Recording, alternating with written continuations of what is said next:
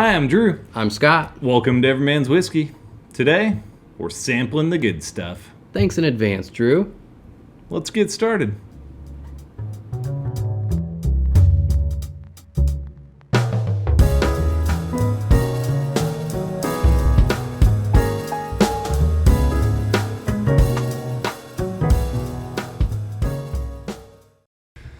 Alright, Scott. Today we're sampling Barrell. This is a little pricier than normal for Everyman's Whiskey, Drew. And a little higher in alcohol content. Yeah, it's going to be a fun ride. A lot going on today. So I'll just say up front, every single one of these barrels ranges from $85 to $95. We're not really going to talk about price points beyond that just because they're essentially pricey. Almost the same price point. They're barrel proof, so they range from I think 112 to what? 120 something? Yeah. Yikes. But what are we having? all right, so we're going to start off with just the regular Barrell Bourbon. Then we're going to the Dovetail, then Armida, and ending on Seagrass. I can't wait. Let's get started.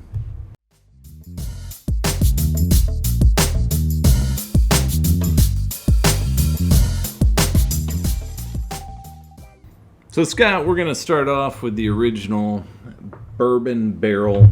This is batch number 28. That is 108.86 proof. How many barrels are they up to at this viewing? This viewing, they're up to 33. Okay, so a few batches ago. Yep. Got a fact for you. Yes. Founder Joe Beatrice, he was in the 90s in marketing technology. That's where he made some money. At some point along the way, he tasted some bourbon straight from the barrel and kind of transformed where he was at in his headspace. He said, I'm going to go after this. In 2013, he launched what is now Barrell Craft Spirits. And he sources from established producers. It's always at barrel cast strength. And what he's been a trailblazer at is mixing. Yeah. So, as we'll find out today. Right. So this one is not mixed up. This one is not mixed. Right. Okay. Yeah. This is just regular, straight up bourbon. Nice. Yep. But every batch is different. Yeah. Correct? Correct. I mean, within parameters. Yeah. It's still bourbon, you know? So it still meets all the criteria to be bourbon. Correct. Beautiful color. Yeah, just a nice light caramel color. What'd you say the proof was on this particular batch? 108.86. Oh, nice. Not bad at all. Yeah, not bad. So On the nose? spices, oak, hint of caramel. Maybe a little bit of more baking spices. Kind of a nutmeg to it. Sorry, I dove in. Oh, have at it. Tell me Oh, what you wow. think. It is a little hot for the first sip at 108. Yeah. But the first thing I got was more cream and then the heat. It's getting some caramel. Definitely some heat. Those baking spices really came back right on the back end. Very enjoyable. Yeah, on the back end. That's a good call. Hint of fruit. What kind of fruit you getting? Citrus Okay. on that one. Overall, solid. Overall, it's very solid. Yeah. Not like mind-blowingly out of the normal, but a very well done bourbon. Very well done bourbon. Yeah, I feel like that's Fair? definitely fair. I would probably have an ice cube with mine. Maybe it's just because it's the first sip of the day. I could see that. The finish ends on some caramel, some oak, some spices on the back. It's a little hot. So What's cool is with the different numbers or different batch numbers, there's a lot of like folklore with, oh man, batch number 3 or batch number 8. If you were to go back and get those bottles, they're obviously a lot more expensive now, but right. so every barrel is unique enough that people hunt certain batch numbers. Yeah. I think that's pretty cool. Yeah. And makes people want to keep buying every batch, so it's pretty genius for old Joe. Yep. Well done. All right.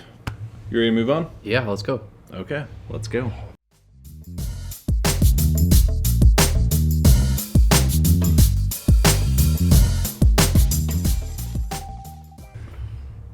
Scott, I'm excited about this one. Yeah, I think we all are. As you can tell, I've already sampled. You've definitely dipped into this one. We both had this before. Yep. But it doesn't discount what we're going to do here today, which is first share a fact. This comes from 2 undisclosed distilleries, one in Indiana, MPG, and one in Tennessee.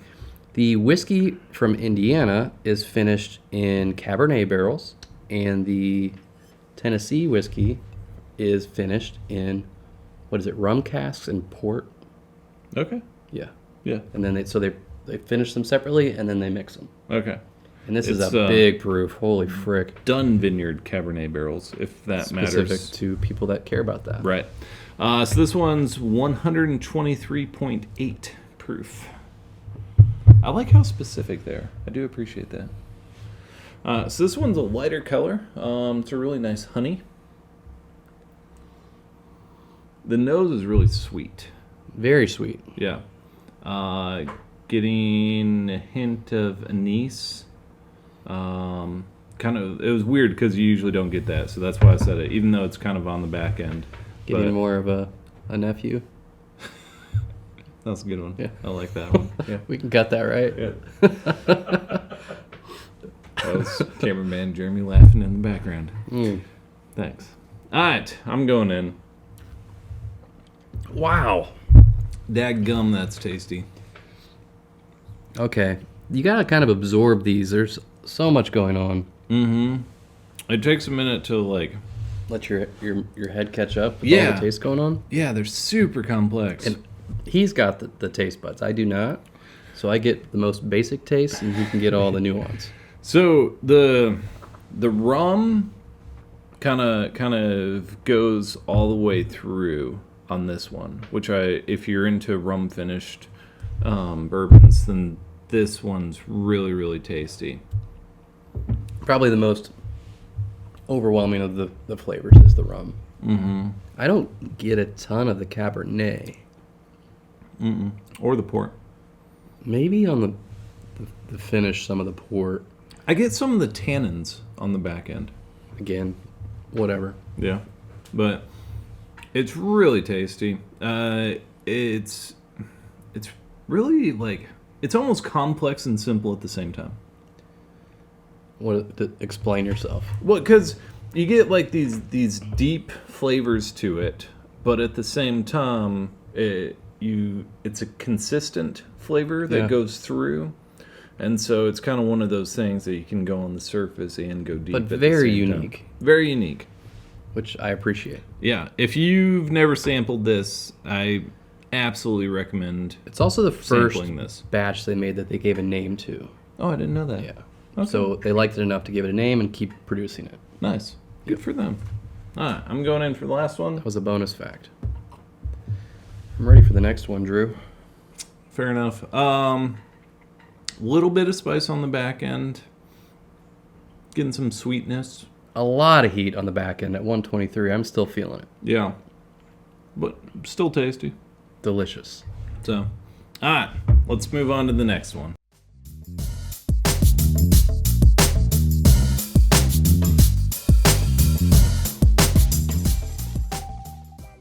Scott, next we're going to try some Armida. Armida. Yep. So this one is a bourbon whiskey finished in pear brandy, rum, and Sicilian Amaro cask. It's 112.46 proof. So this is sourced undisclosed distillery in Tennessee. 3 unique straight bourbons that, as you mentioned, are finished in pear brandy, the Jamaican rum, and then the Amaro casks. Okay. Can you say that with an accent? Which Jamaican or the Sicilian Amaro? There it is. There it is. Nailed it. And it's named after his mother's maiden name, which is cool. Oh, that is cool. Yep. I wondered why it was called that. Did we know, going back to Dovetail, like why it got that specific name? No. Okay, that's fine. We should put that like right here. I just for honestly couldn't funsies. find it. I looked it up. Oh, okay. Then maybe there's going to be a blank screen right here. There'll be some sort of fact. I mean, new guy Andy's going to put something right here. Nice. I like it. All right. So this one's slightly darker than the last. It is. Yeah. But less proof. Yeah. But I mean, once you're in, like 112. 110 plus, Right. What's the it matter? Yeah. It probably does, but what are you getting on that nose, Drew? Got the pear right up front. Some floral notes. Little flowers, going off. Nothing crazy Yeah. for all the different stuff going on in there. Yeah, it's actually relatively subtle. Maybe a hint. Yeah, a hint of vanilla, hint of caramel. Relatively subtle, though. It's so different. It's completely different from the first two we've had. Oh, wow. Yeah. In a good way. Yeah. So, obviously, I've had this before. Oh, really? But I haven't had it side by side. Yeah. And it's really unique experience. That's crazy. Pear. Pear right up for front. sure. Tons of pear. It's like a mouthful of pear. It's not that crazy. No, I mean, like a the pears- delightful mouthful of pear. Okay. I'm not saying like bad mouthful of pear. I like pear. But it's not like a pear flavored infused. It's there. Yeah. No, it's not infused. What else you getting? Definitely getting the brandy notes are coming through. Definitely some more caramel. Getting a lot of oak. Are you as well. getting Jamaican rum? A little bit, like at the tail end, some like the caramel Jamaican rum action, maybe. But it's more subdued, I feel like, than the... Yeah. The last one had that rum note all the way through. This does not. Nope. It almost has it right on the very tip. Yeah. And then it kind of goes blank and then And goes they don't to the back end. disclose how much of each, Right. one they mix in. It would taste like maybe it's more of the pear brandy finish than the other two. Oh, yeah, absolutely.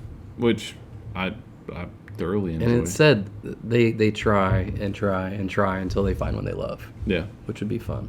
That would be a fun job. You should work for them. Maybe? Yes, please. Oak on the back end.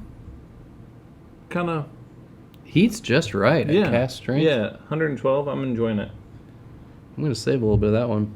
Mm-hmm. Very well done, Joe. Yeah. That one is absolutely delightful. All right.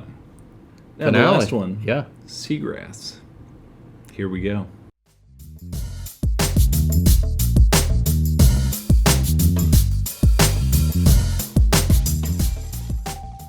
Scott, we're going to finish on some seagrass. It's been a journey of high proof tastings, Drew. Okay. Seagrass is rye whiskey finished in Marnique rum, Madeira, and apricot brandy barrels. This is 118.22 proof. There's so much going on.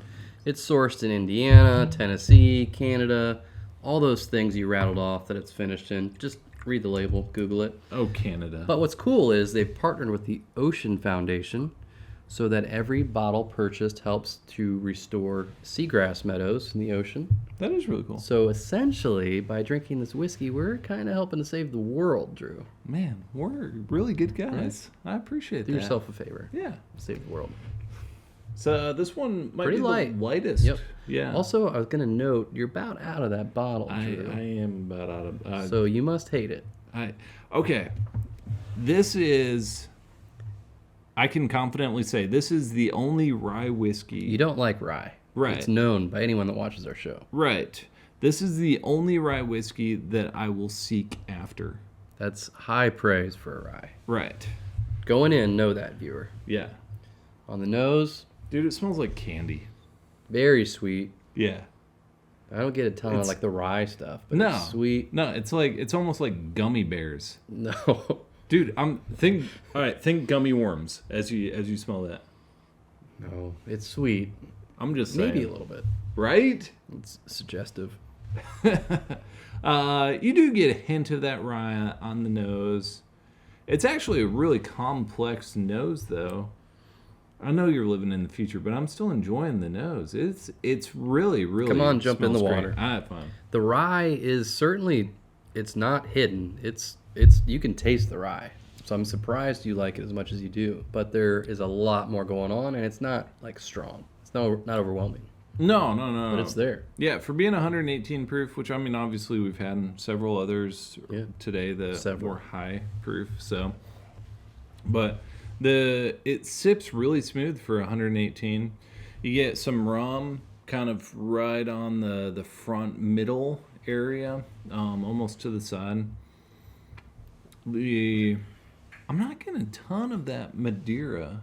I expected more of that, but it's delightful. No, I appreciate the rye base of it. For me, is what I appreciate the most. With all the different finishes that they do, enjoyable, but Yeah, getting some spices, some baking spices on that. Maybe some like dark fruit notes as well. what do you think of the heat?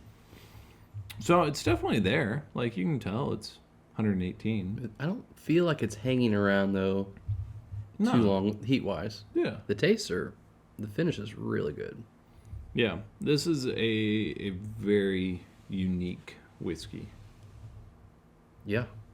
So I've never had anything. What's going to be like it. really tough is comparing the four that we've had I know. and picking a winner because they're all very different. They're all their own thing, so it's. Mm-hmm. I can't wait to hear you say, Drew. I know. I'm really curious I about hope you pick the rye. what your pick is as well. So, all right, ready to It's fantastic. put them all up and Yeah, discuss. I think it's time. Okay, let's go to it.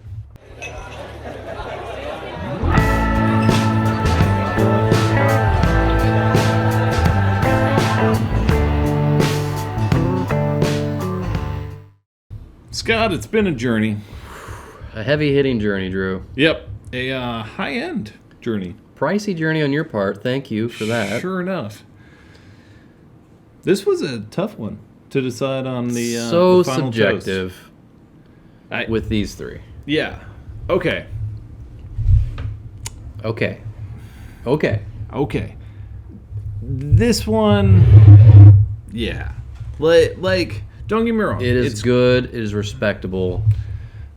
It's buy one of these three instead. absolutely. If you're gonna spend the money, it's not. I wouldn't say it's standard. Right. It's a well done bourbon. It's a well done bourbon. And batch to batch. Again, there are certain batches that are highly sought after. Right. Maybe we should try one of those sometime. Sure.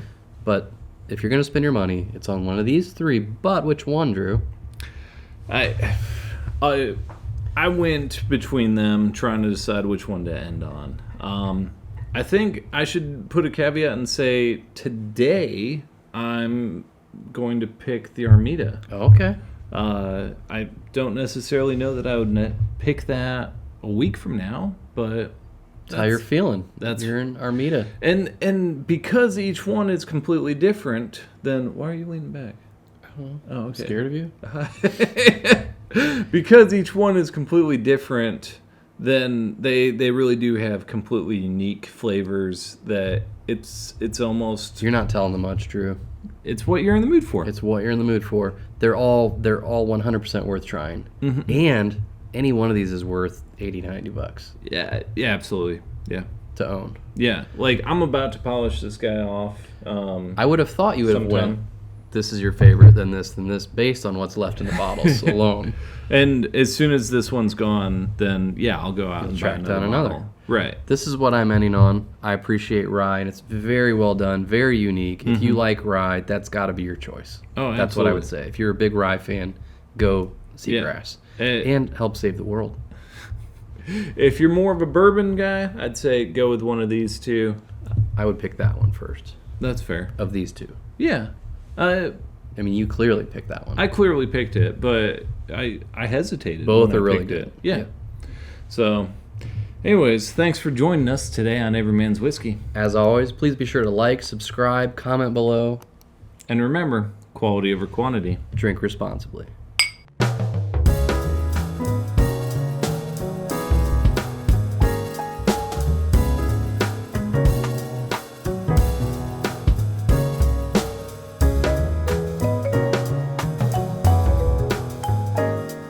Well, first off, Scott, you actually move that back to your right.